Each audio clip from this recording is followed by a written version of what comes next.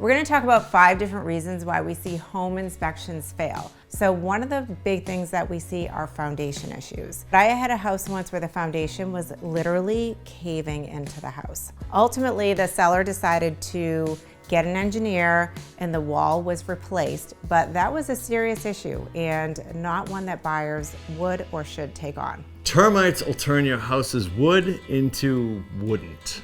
So if you hear termites, don't get too freaked out.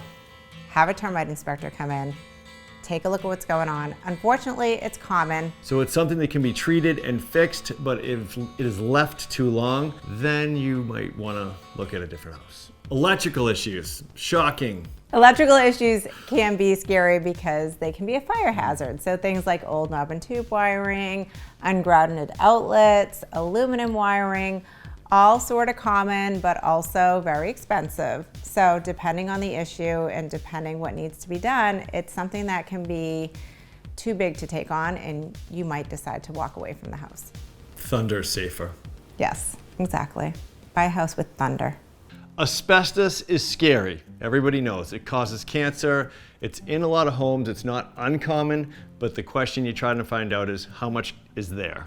And how much is it going to cost to get rid of? Sometimes it can be very expensive, and sometimes there are simple options like encapsulation that can address the asbestos issue. So if you run into asbestos, again, take a step back, figure out what the options are, and then decide how to proceed. Sometimes if it's a huge job and it's a lot of money, you might not want to get into that. Mold is another common issue that a lot of houses have, depending on the year that they were built. We commonly see mold in attics in houses built in the 80s and 90s, so when I show those age houses, the first thing I do is go up and check out the attic. But even though it's common, it doesn't mean that you want a house with mold. So if you do find mold or you do see any red flags, you want to figure out how bad is it. We've had houses where we have seen it really bad and there's a lot of damage and maybe not something that you want to move forward with.